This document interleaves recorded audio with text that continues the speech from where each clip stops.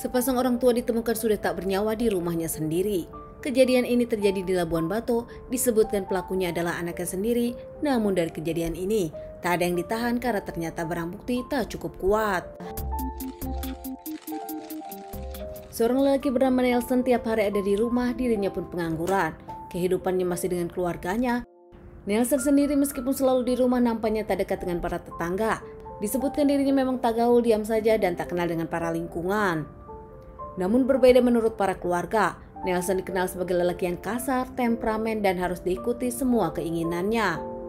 Nelson meminta uang 5 juta kepada orang tuanya namun hanya dikasih 3 juta. Tak menerima dengan penolakan tersebut, Nelson pun mengamuk kepada orang tuanya, melempar kedua orang tuanya dengan barang-barang yang ada di dalam rumah. Hingga akhirnya permasalahan ini terjadi. Dulu Nelson sendiri punya istri, namun tak lama istrinya meninggalkan Nelson karena tak kuat dengan kelakuan Nelson. Tak bekerja, kasar, bahkan selalu menang sendiri. Disitulah Nelson banyak berubah lagi, dirinya makin menjadi tinggal dengan keluarga dan selalu merepotkan keluarga. Tepatnya di tanggal 8 Desember 2012 malam hari, Nelson dengan keluarganya cekcok masalah keuangan. Tak terima mendapat penolakan dari orang tuanya, Nelson menghabisi sang ayah dan sang ibu, membekap dan menikam ayah dan ibunya beberapa kali hingga mereka tak bernyawa, bahkan mereka pun dimuti dan ditinggalkan begitu saja. Rumah digembok dari luar, tak lama Nelson pun ke rumah sang kakak John. Di rumah sang kakak John di sana juga ada istri dari John, Lisna. Di rumah sang kakak, Nelson menceritakan kalau orang tuanya sudah tak bernyawa karena bertengkar satu sama lain dan saling menghabisi. Nelson panik hingga akhirnya memilih mengabari sang kakak dan datang ke rumahnya langsung. John dengan sang istri pun bingung, merasa ada yang aneh dengan Nelson. Sang kakak bahkan menemukan Nelson memegang uang 3 juta lebih. John sendiri kaget karena Nelson adalah seorang pengangguran. Dari mana uang tersebut jadi pertanyaan John. Tak lama John sendiri menemukan cairan merah di baju dan topi Nelson. John langsung menelepon handphone kedua orang tuanya namun tak ada yang menjawab. Menurut John, kedua orang tuanya jarang berantem, apalagi kini saling menghabisi. Tak masuk akal dipikir John kakak dari Nelson. John dan sang istri pun nampaknya curiga kepada Nelson yang memegang uang 3 juta lebih. Dari mana John mendapatkannya? Namun saat John ditanya, John menyebutkan ini uang dari orang tuanya untuk dirinya. John langsung menelepon tetangga orang tuanya meminta dicekkan ke rumah orang tuanya.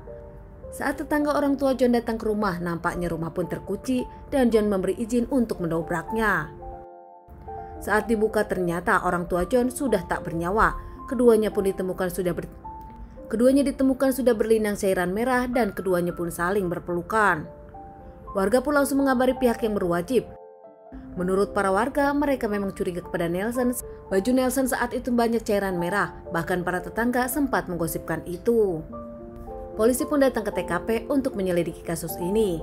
Mengevakuasi jasad orang tua Nelson dibawa ke rumah sakit untuk dilakukan otopsi. Hasil otopsi menyebutkan keduanya mendapatkan banyak tikaman senjata tajam dan kehabisan cairan merah hingga akhirnya menghembuskan napas terakhir. Di TKP sendiri polisi mendapatkan lemari orang tua Nelson acak-acakan seperti ada yang merampok. Pihak yang berwajib pun tak lama menemukan senjata tajam jenis sabit.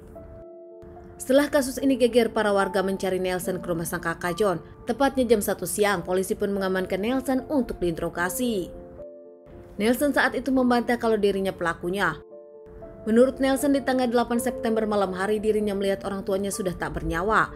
Nelson mengaku dirinya saat itu pulang dari mantan istrinya. Menurut Nelson sendiri, cairan merah yang ada di bajunya adalah bekas bersihkan ikan.